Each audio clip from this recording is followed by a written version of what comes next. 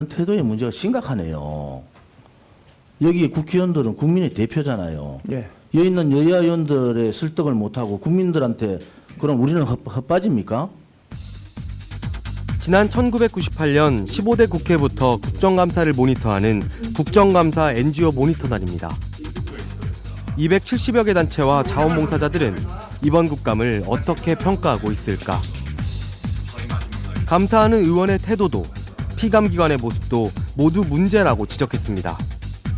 모니터단은 이번 국감에 C학점을 줬습니다.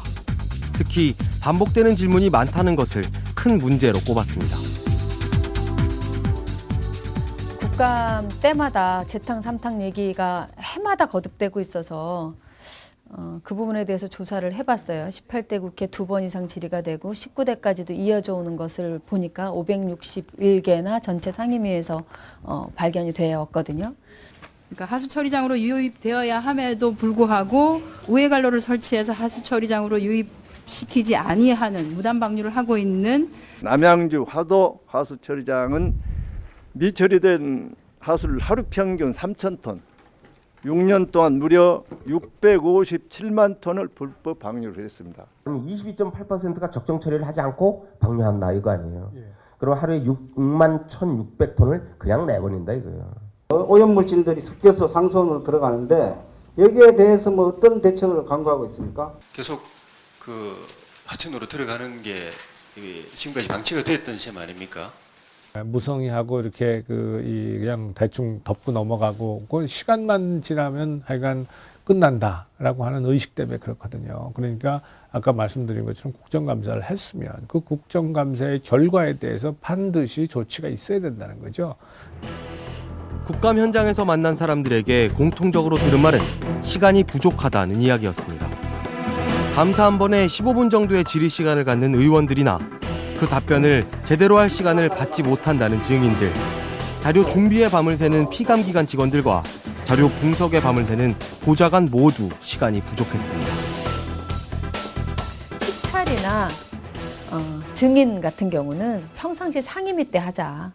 상임위 때 시찰도 가서 문제점도 살피고 현장 감사, 그리고 증인도 평상시에 불러봐서 다 물어보고 난 다음에 그 결과물을 가지고 국정감사를 하자라는 거거든요. 그냥 국정감사라는 게 따로 필요가 없는 거죠. 상시 국감이 된다면 굳이 국감이라는 말을 붙일 필요가 없는 거예요. 1년 내내 그냥 국회가 국회의 권능으로서 행정부를 감시, 견제, 비판하는 거거든요. 하지만 그저 상시 국감을 하기엔 문제가 많다는 의견도 있습니다. 시간 짧은 것도 문제예요. 근데 시간만 길게 해놓잖아요. 그럼 문제만 길어지는 겁니다. 예? 그래서 상설국감 얘기하잖아요.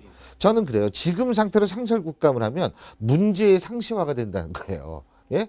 그럼 뭐냐면 행정부는 그저 그냥 모든 손을 놓을 수밖에 없어요. 그래서 상시국감을 얘기하기 이전에 그 상시국감이 효율적으로 돌아갈 수 있게끔 제도적 장치를 마련해야 된다고 저는 생각을 해요. 미국에는 일종의 우리나라의 감사원이 있는 겁니다. 그래서 수시로 의회에서 그걸 해요. 그러니까 굳이 국정감사를 국회의원들이 개개인이 할 이유가 없는 거잖아요. 기관이 하고 있으니까.